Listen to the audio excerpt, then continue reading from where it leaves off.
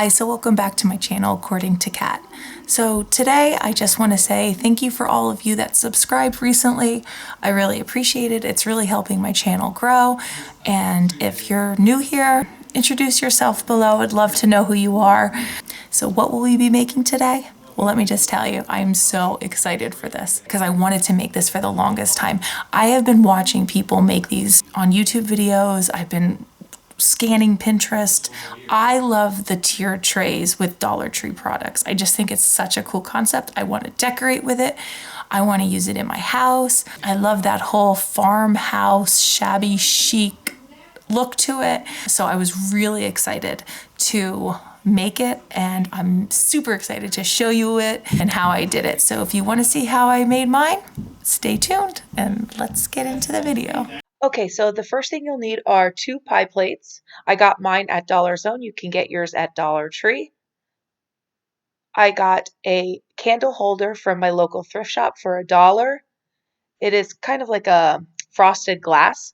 I also got another type of candle holder. It's kind of like a base, and I got that from my thrift store as well. It's wooden. I used Waverly chalk paint in white, and I gave these 2 pie plates a coat, let it dry, and put on another coat after that. We will be distressing it, so it doesn't matter if it's perfect or not as you're painting it. So I do the inside of one and then the inside of the other. I put those to dry for a few minutes. It does dry pretty quick, the chalk paint. And at this point, I start painting the glass. I do wipe it out to make sure there's no dust on it. I start painting the glass in white. I'm not quite sure why I did that because I'm going to make it look like wood. So definitely skip that step. I don't know what I was thinking. Here I'm painting the other side with, again, 2 coats, and I'll put those aside to dry. Now I'm taking my Waverly chalk paint in hazelnut, I lie, hazelnut, and my Waverly chalk paint in mineral, along with some acrylic paint that I got at Michael's in like kind of a golden yellow. I mix those together to kind of get my first base of the brown. I'm going to layer the paint like I usually do. I think that gives it more depth of color, and I'm able to just layer on the paint. First, I use the brown and mix it with some black acrylic paint. Both of those, again, are from my Michael's set of acrylic paints. I believe there were 16 colors for $11. This is my problem. I am so impatient to wait for my paint to dry. I should be dry brushing it more, and I just, once I start crafting, I don't want to go and stop. So I am so impatient. I let it dry a little bit. Now I'm brushing on some darker color because I realized I need to do that or it just starts mixing together. Now I'm putting on some of that brown mixed with a little mineral and gold. The base of my tier tray, that dark brown, has some gold tints in it. So I'm trying to recreate that here. Okay, so this is a sanding smudge from the Dollar Tree. I am taking my pie plates. Oh, that's what that looks like. I'm just kind of showing you there. I'm taking my pie plates that have 2 coats of white Waverly chalk paint on it, and I am going to not really buff. I'm going to be sanding off some of that paint to create more of that farmhouse look, and it works really well. I will tell you, my arm did hurt after doing this. I think that's a sign I need to work out. However, when I was scraping it for so long, the 2 pie plates, I was like, I felt like it started hurting my arm because I was putting so much pressure on it.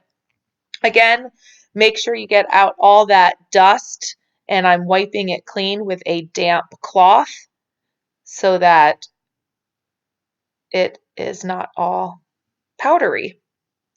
This little like knob thing is actually half an egg from my daughter's food set. It's a wooden half an egg, and I thought it was like the perfect size. I'm not telling her. She would not be happy with me. And I'm using that for the little handle at the top. I painted it white because it was more of a cream color and it didn't really match. Now I am taking my Fix All glue, which I got at the Dollar Tree, and I am putting it on the bottom base of the tier tray. Now, I am staying so much on the inside because I don't want it to seep out. But I find out later that wasn't such a good idea. I really should be packing it on right at the top where it's hitting the tray, and if it spills over a little bit, that's okay. Again, I'm going through with my hot glue. This way, it will bond instantly, and the Fix-All will hold it for the long term. I realize I can't really see if it's in the center that way, so I flip over the pie plate and then I put the base on top. That was easier for me to see if it was centered or not. Now I'm pressing on it. I take some rice, that container is pretty heavy, to give it some weight so it adheres better. Now I am doing the other tray, or I should say the other tier. I am going to do the same thing. I'm going to glue the candlestick stand with the Fix-All, and then I will go back with um, the hot glue. This stuck much better. I don't know why, but the frosted glass stuck much better to the the pie plate than the wooden base did. By the way, I use that rice to make sock gnomes, and they are adorable. If you want to learn how to make those, let me know, and I will make some. This is a wooden piece from a necklace. I always say use what you have. Recycle, upcycle, use what you have. It's a necklace I didn't wear anymore. I think it was even broken. And I thought, wow, it's brown. The wood looks very similar, and it could be like the little handle. I realized that wasn't working out. I don't know why it wasn't sticking, and I did hold it there for a while. Then I thought, oh, what if I get two together? I'll have more of a gluing surface, and it will stick better. So now I'm just ripping apart my necklace and getting off another wood piece. And I will do the same that I did for that. I hot glue along with the Fix All. Notice I have two of them. I did one, and for some reason those wooden pieces didn't match up, so it looked awkward. So I ended up making another one where the two ovals fit better. Okay, at this point, look how I pick it up from the base. What? Look how I made a mess. Ah, I was so bad. It came off so easily. I don't know why I picked it up like that, but you can see I didn't learn my lesson because I do it again. So I put some more glue on and I realized I need to not put it so much in the center, and it just, I picked it up again from the base. What am I thinking? I just learned the hard way and I'm doing it again, but it didn't come apart that time. All right, so I learned that I need to put the glue more on the outside. Don't worry so much if it spills out a little bit because it does wipe away.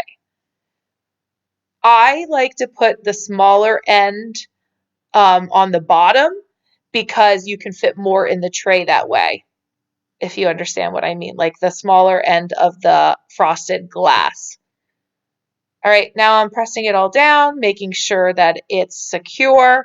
I'm taking my container of rice and I'm putting it on top, and I will put that aside and let it set. I want to say overnight, but I don't put it in overnight. Again, I'm impatient. All right, so yep, I like how it looks. I am going to first distress my little half an egg with some uh, copper or gold and silver uh, oil paint pens. And then I sand it a little bit to distress it a little more. I use the Fix-All and I use some hot glue, and I will hold it there for a while because I am not going to be defeated by this little knob.